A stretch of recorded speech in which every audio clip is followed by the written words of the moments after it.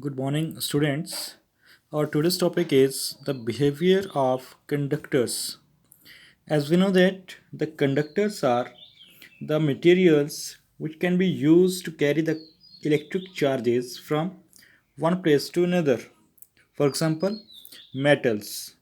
So metals conduct easily because of the large number of free charge carriers, that is electrons. Okay. So there are some other conclusion about the electrostatic behavior of the conductors. And first one is that, for example, if we consider a conductor like this, a conductor A, B, C, D like this, when this conductor is placed in an electric field represented by these arrows, say the electric field is E naught.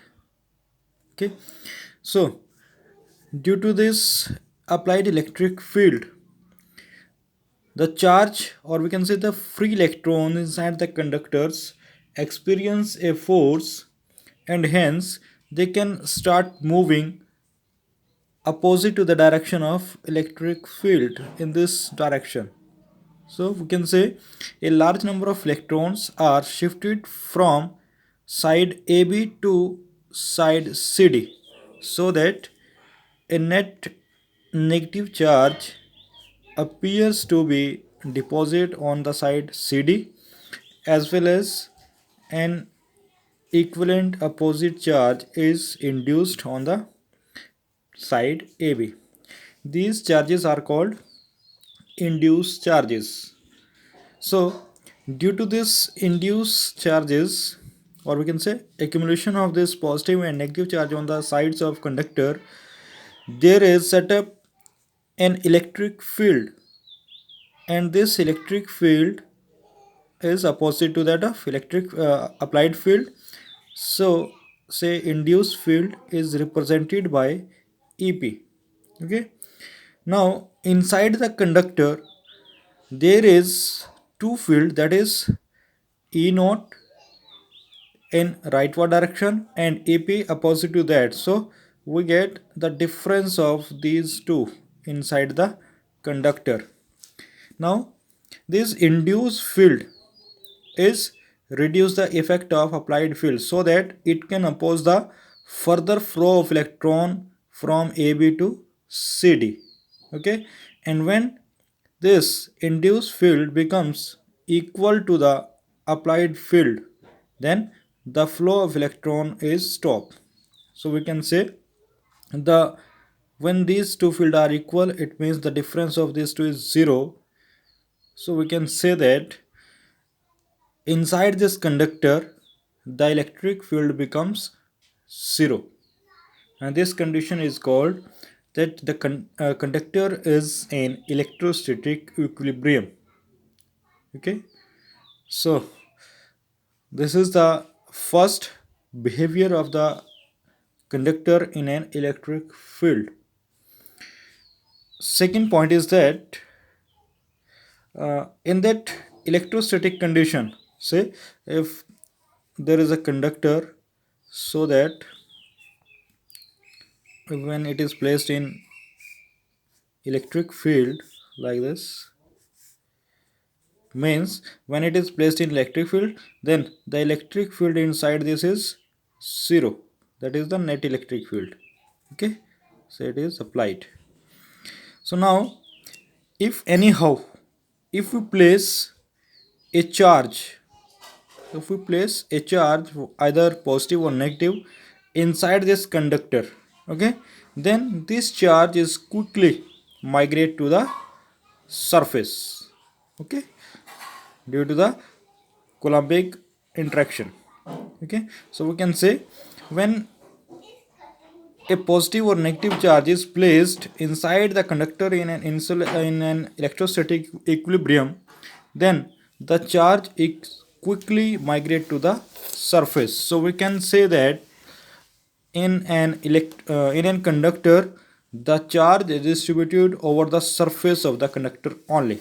Okay, so conclusion that charge is distributed over the surface of conductor only.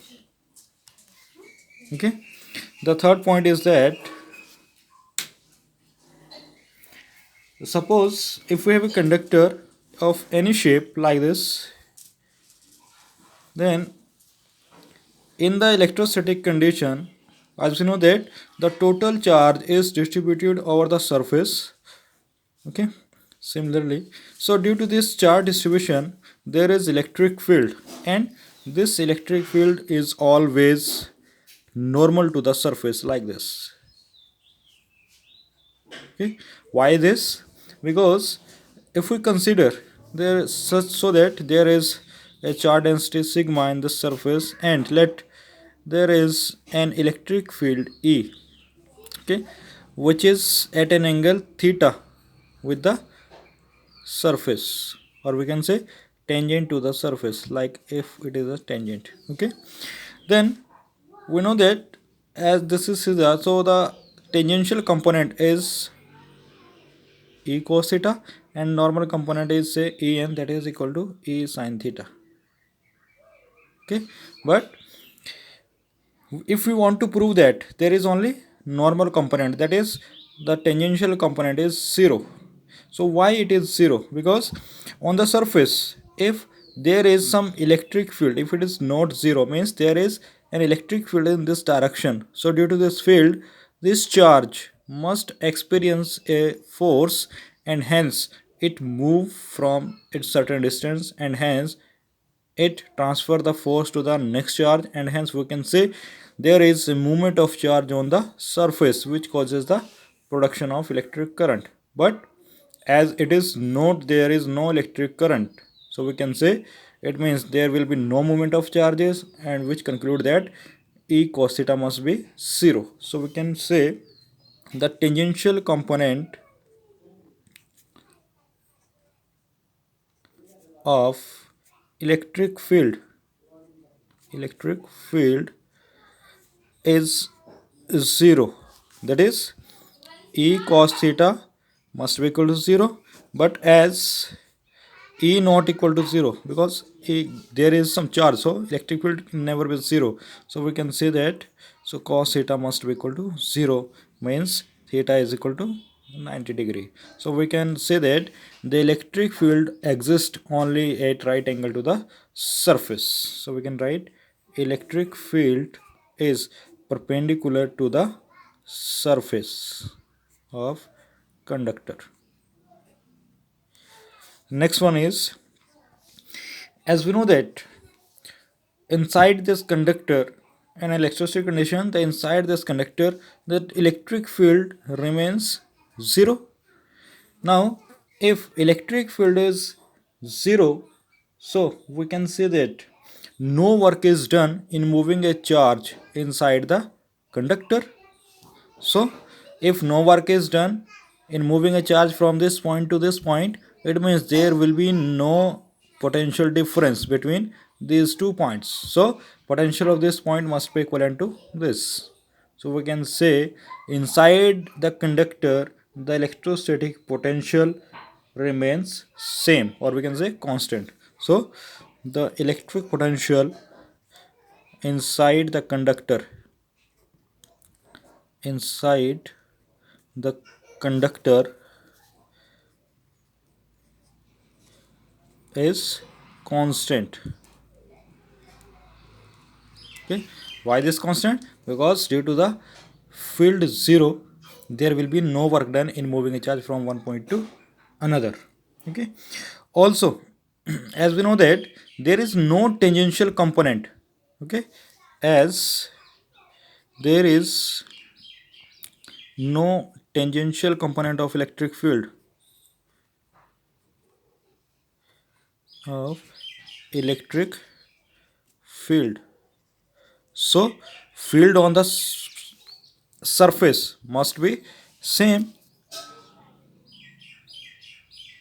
So field on the surface must be same, and hence again no work is done in moving a charge on the surface. So we can say on the surface potential, that is V, remains same. So the surface of a conductor act as an equipotential surface. Okay. The next one is say fifth. Now if we consider the same conductor like this, say this is the conductor over the surface, if say charge is distributed over this surface, and now if we consider a small portion, say small portion of this is considered, and if using this small cross section, if we imagine a cylinder like this, okay, then let sigma is the surface charge density of the cross section, and say ds is the small area of cross section. Okay, so due to this small area of cross section, the total electric flux becomes E dot ds. So we can write phi is equal to E dot ds. But as we know that using Gauss theorem, the electric flux must be equal to the charge upon epsilon naught, as sigma is the charge density of a surface ds. So q must be replaced with sigma into ds upon epsilon. So we can write here E ds must be equal to this one. So ds can be cancelled out, and hence the electric field must be equal to sigma by epsilon, and its direction is normally outward. So we can say it is represented by a vector n cap, that is along the normal to the surface. So next one is 6.6. As we know that on a conductor like this, there is a positive charge and there is negative charge on the other surface of the same conductor. So on this surface, the surface charge density is positive, so it is may be represented say sigma positive. On the other surface it may be negative, so we can say the surface charge density is different at the different portion of the surface. So we can write here the charge density, that is sigma, is different for different portion of the surface. Okay, so that's all about the electrostatic behavior of conductors. Thank you very much.